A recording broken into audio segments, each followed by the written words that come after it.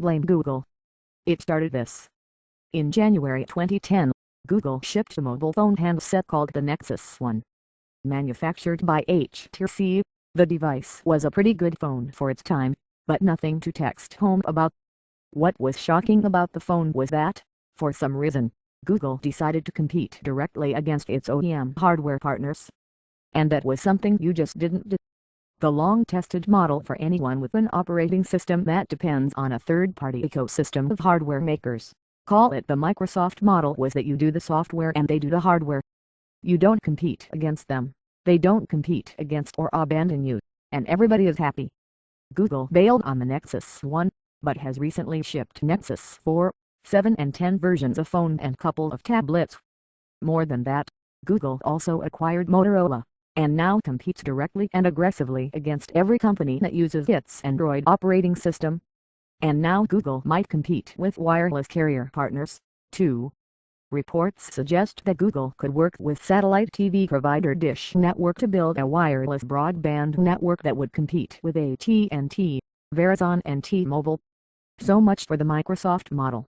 Blame Microsoft. You know the Microsoft model is in trouble when even Microsoft abandons it. The introduction of the Microsoft Surface with Windows Root ushered in a new era where Microsoft is competing directly against OEM partners the company expects to support Windows 8. Such a move would have been unimaginable just 1 year ago.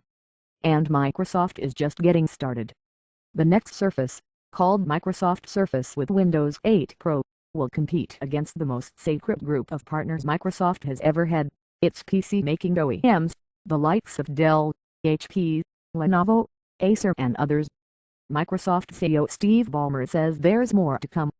So why is this happening now? Blame Apple. While users and pundits focus on market share, companies tend to focus on profits. And when it comes to profits in the mobile space, Apple is taking nearly all of them. In the second quarter of this year, Apple reportedly earned 77% of all the profits in the entire phone industry, and did so with only a 6% market share. And tablets are also massively profitable for Apple. Despite Android's very high market share numbers, only Samsung is making any money with Android devices. Both Google and Microsoft have been frustrated not only by Apple's success, but by the fact that they're being held back by lackluster products from their partners. Both companies have separately come to the conclusion that they've got nothing to lose by competing with partners. After all, not competing with them is getting them nothing but dashed hopes and massive problems.